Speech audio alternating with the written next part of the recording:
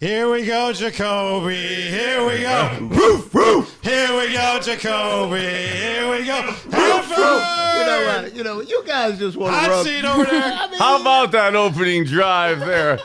I mean, I was waiting on this one. I deserve it. I deserve it. I deserve it. You know, I'm starting to become a believer in Jacoby Bernie. You know I was all over him, giving him a hard time, but I thought he played a pretty good ball game. Not only did he play a fantastic game, actually both quarterbacks played a fantastic game and threw the ball phenomenal last night.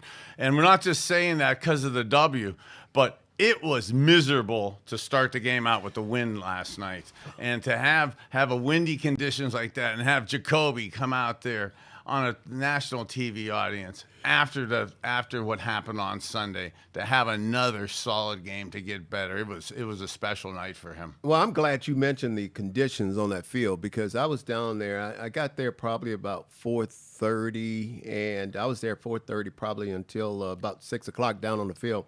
And I was in the dog pound section. I did something with Amazon down there. They had a few people down there. Went down, took a few pictures, signed some autographs, but I'm telling you, that wind was absolutely blowing, and I knew it was going to be difficult situations, not only just to try to throw the football, but also when those kickers trying to kick. Well, we saw the kickers have the issue last night with that.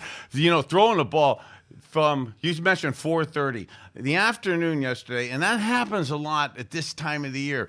1, 2, 3, 4 o'clock, you get excessive winds like that. It got calmer as the night went on, but at 8 o'clock last night, 9 o'clock last night, the winds were still excessive. And you have to almost have two types of game plans. And I knew myself, I was kind of preparing myself thinking, heck, if I'm the quarterback, what am I going to have to do? And that's when you absolutely get fired up about the running game. But again, to talk about Jacoby, his ability to throw the ball last night, his accuracy, his carving the ball, carving spirals through that wind last night with excellent accuracy. That was very impressive. All right, so Bernie, that's a nice segue. Let's get into it. I know fans, we're sitting on the edge of our seats. That opening drive, it's a third down, and he drops back, and it looked like he hesitated. We don't have that play, but Bernie, tell us a little bit.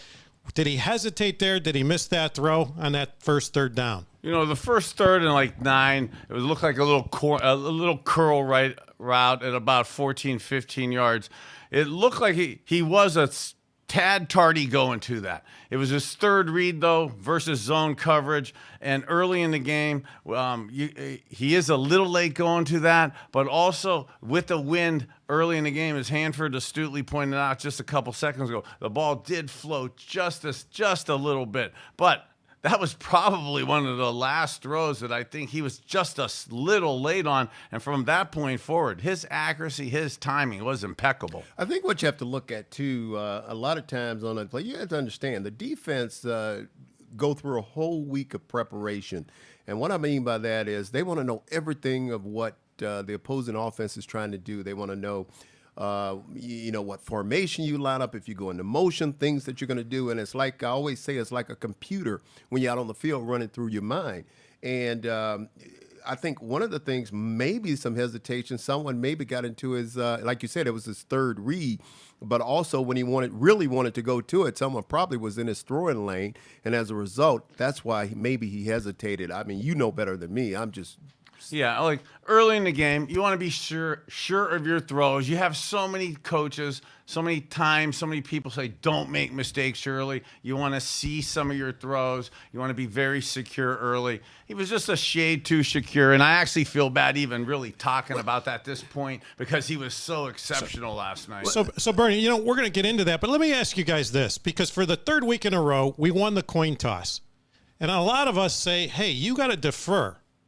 But we chose to take the ball. What do you guys do in that situation? Do you want the ball in those windy conditions to start out? Well, almost always on national games, on big games, where I'm the only guy playing, I want to set the tempo early. I want to go out there. I want to make a statement. I almost never want to go out there and do a basic conservative run the ball up the middle. That being said, I really like that in optimal conditions. Yesterday's game was not optimal conditions to take advantage of going down the field. I was actually surprised that we deferred we altered our thinking from the first 2 weeks and wanted the ball first. But Coach Stefanski, the confidence, the offense, he did a lot of no-back offense, empty formation last night, throwing the ball in windy conditions.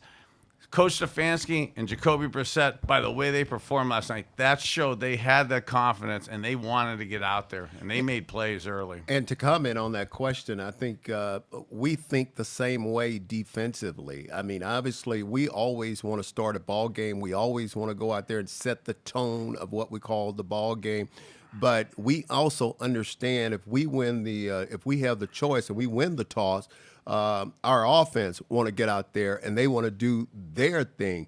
But I tell you what, man, yesterday was just we got to win, so I'm still happy. Well, we got the W. But when we have, I tell you, when you have bad weather, even here's me, an offensive guy. When you have bad weather, bad wind, and you have a dominating defense playing a ineffective offense that has doubts and is not throwing the ball down the field, that is typically the case where I want to get my defense out there and take advantage of the dominant defense and put the offense back behind the 8 ball and play the field position game.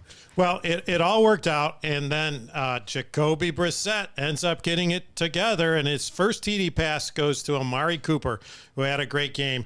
Let's take a look at this play. You guys walk us through what's going on. Yeah, check out this gorgeous route and timing by Jacoby Brissett. Where I said earlier, I almost feel bad talking about that first 3rd and 9 play, that he's just a smidgen, just a hair tardy throwing the curl up top. But look at this here.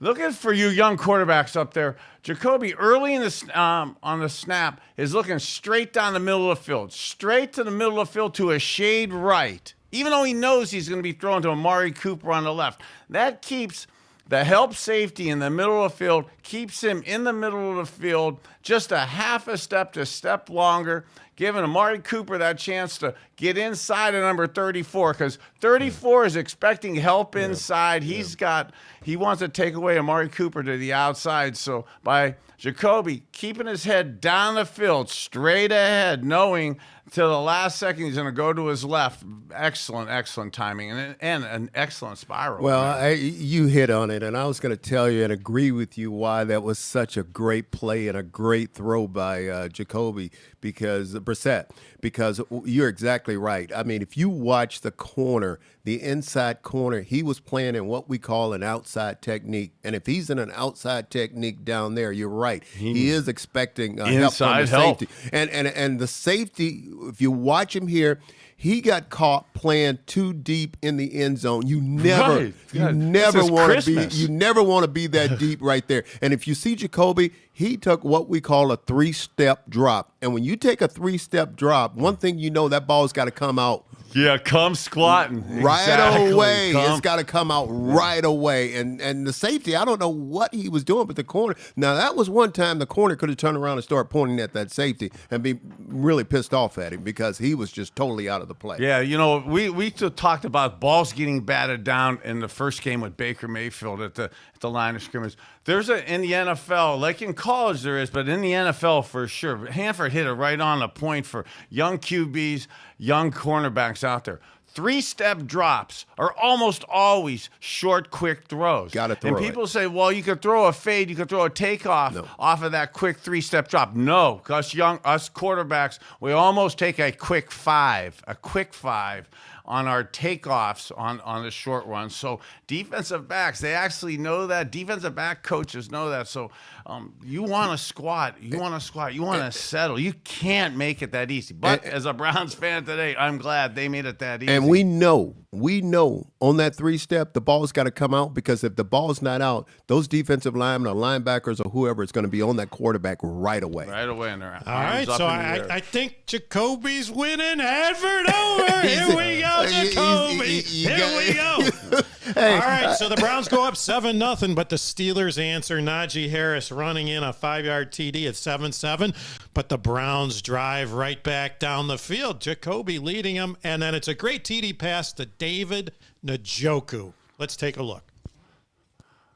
I love this concept here. And again, almost very similar statements for you young quarterbacks out there. Similar type throw. Look at Jacoby. You got the weak safety right in the middle of the field on the right hash. Look at Jacoby's head. Actually goes straight to the left. He's looking left. He knows he's throwing to David Njoku on the right. He looks straight to the left corner of the end zone, opposite of where he's going. That makes 39 the weak safety in complete no man's land. He can't get over. He can't get over to the top of the field to his left to make that play. And look at how beautiful the coaching point is and the route by Chief David Njoku. He stems up the field. He knows he's going inside, but right there you saw those couple steps outside, pressing the outside technique of this poor number 34, who's going to get diced again for the second time. Well, and what I want you to do too here on this is check out. I thought it was very, very smart by Njoku, because if you look at him, look at his alignment right there. His alignment is pretty much on the inside of edge the of numbers. And when you're on the inside of the edge of the numbers, the first thing in my mind as a defensive back, corner, bow out. Here comes the bow out. He's going to run a corner, a bow out, or something to the outside. So that was very, very smart on his part. But like you guys said, Jacoby is starting to win me over, because he threw this ball where no one could get that ball but Njoku, his tight end. Here we go, Jacoby. And Njoku, let's face it, he gets out there, Bernie. I mean, he is like a wide receiver at tight end. Yeah, let me see that. Let me show that to us again, because the top dog's part.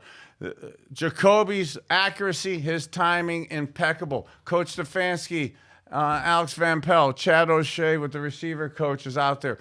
The astuteness, the attention to detail to be on the outside edge of the numbers, or the inside edge of the numbers, to show the Steelers, to show 34, the defensive back, that is probably looking like an outside breaking route. But to then stem it outside and then break it back in. But in the old days, I prided myself. That catch that Jacoby threw to Chief there, I prided myself on never throwing the ball above the guy's nipples. Okay, chest down, because corner safeties then were able to knock you out then. Now in today's game, in college and pros, and for your young quarterbacks out there, throwing from the chest up, because you're not allowed to hit the defenseless receivers, and you're able to now with security go up and make those plays, and see Jacoby throwing to a 6'6" David Njoku, who has a 40-inch vertical jump. That's almost impossible for Minkah Fitzpatrick, the great all-pro safety, to come over and make that play. Can't make it.